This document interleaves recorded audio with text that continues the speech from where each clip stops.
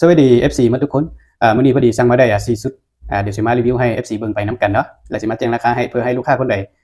เงินไขเพียงพอเนาะอยากได้ก็ติดต่อมาหาด้วยเบอร์ด้วยตรงเนาะเอาเน้นไว้ลูกค้าอยากได้เครื่องตัวใดให้ติดต่อเบอร์มาหาเลยเนาะติดต่อทางแอปหาก็ได้เนาะเพราะว่าเบอร์ที่เฮาลงในYouTube นี่เฮาจะใส่เบอร์ด้วยตรงเลยเนาะเบอร์ริมแอปก็ได้เนาะโทรมาหาก็ได้ถ้าว่าในคอมเมนต์นี่เฮาบ่ได้ตอบเนาะถ้าลูกค้าคนใดจริงจังเอาแท้ก็ติดต่อมาหาโดยตรงบอกที่มันจะเป็นเคส2เนาะเคส2ตัวนี้จะเป็นของไซงอนนี่นะท้ายนี่ก็ดึงได้นะแล้วก็พักได้กล้องนี้จะเป็นกล้อง Discovery 3/12คูณ42อันนี้เป็นเคส2ไซส์วาล์วจะเป็นไซส์รุ่นวาล์วกลิกเก็ต Z1000 เนาะเคส2นี่เขาแนะนำให้คนเนาะเคส2นี่เขาแนะนำเอา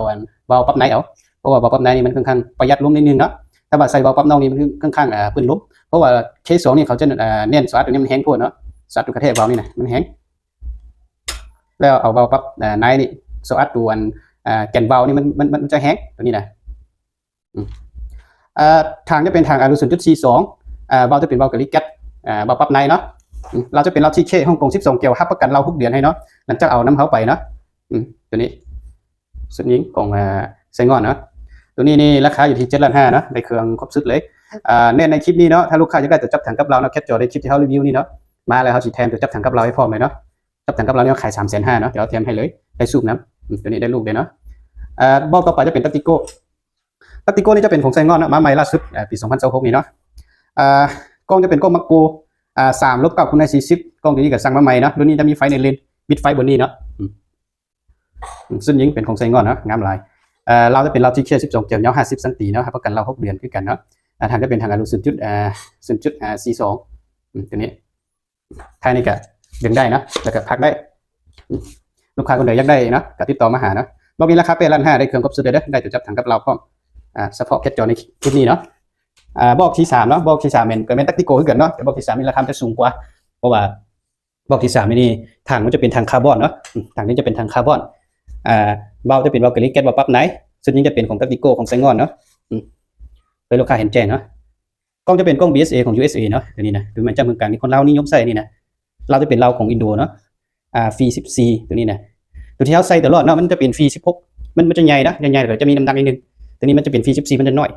แต่ก็เบานะ12เกี่ยวครับประกันเรา6เดือนให้ยิ่งบันทึกกับเปลี่ยนใหม่ตัวนี้เราเนาะ40 ซนเลยอันนี้นะลูกค้าอยากได้ตัวเบาแห้งก็เอาตัว40ก็ได้ยิ่งนกยิ่งประมาณ80-90 เมตรลงมาก็โอเคละตัวนี้ตัวเราเนาะ50นี่ยิ่งได้100 เมตรเนาะประกัน100 เมตรให้บอก TC เนาะบอกนี้ราคาเป็น11 ล้านเด้อลืมแจ้งราคาเนาะ11 ล้านได้เครื่องครบสุดเลยสนใจติดต่อเบอร์โดยตรงมาเลยเนาะบอก TC นี่จะเป็นของฟักตออันนี้เป็นของฟักตอนะมาใหม่ตัวนี้กล้องจะเป็นกล้อง BSA เนาะตัวนี้เป็นของไซงอนฟักตอแล้วก็วาล์วจะเป็นวาล์วกลิกเก็ตวาล์วปั๊บไนท์เนาะตัวนี้จะเป็นปืนรุ่นวาล์วตรงนะนี่วาล์วตรงทางนี้เป็นทางคาร์บอน 0.45 เราจะเป็นเราที่เคยาว12เกี่ยวไทยนี่จะเป็นไทยน้อยเนาะไทยน้อยตัวนี้ดึงบ่ได้เนาะมีแต่พักได้เอาพักนี้ได้แต่ว่าดึงเข้าดึงออกคือกับไทยใหญ่นี่บ่ได้เนาะตัวนี้งามหลายนะลูกค้าคนไหนสนใจก็ติดต่อมาหาเนาะบอกนี่กับราคาเป็น11 ล้านได้เครื่องครบสุดเลยเนาะงามๆเต็มๆนี่เลยเนาะต่อไปนะจะเป็นเขาจะมีแม็กนะตัวเดียวสั่งได้แม็กมานะมีลูกค้า 2-3 คนทำหาเนาะดีว่าก็ลืมเบอร์แล้วนะมันก็ได้ด่วนนิดนึงนะตัวนี้จะเป็นแม็กของMC กับ K2 นี่นะสนใจติดต่อมาหานี่นะแล้วก็นี่จะเป็นแม็กของฟักตอแล้วก็ท็อกเอแล้วก็ซุปเปอร์อีกนะตัวนี้นะซุปเปอร์อีกใส่ก็ได้หมดตัวนี้นะก็จะมีใส่ก็ได้คือกันตัวนี้จะเป็นแม็กที่เขามักใส่กับเตอร์มีนะอันนี้นะรุ่นนี้ก็ใส่ได้ฟักตอแล้วก็ซุปเปอร์อีกแล้วก็ท็อกเอนะตัวนี้ลูกค้าคนไหนสนใจก็ติดต่อมาหาเนาะตัวนี้มันจับตังกับเราราคาเป็น300,000ตัวนี้นะมีความทรงให้เนาะทรงนี้สั่งไม่ได้หลายเนาะพวกเกินอะไรนี่เนาะลูกค้าคนไหนสนใจก็ติดต่อมาหาเนาะเบอร์ที่เขาจะใส่ในคลิปนี้เลยเนาะ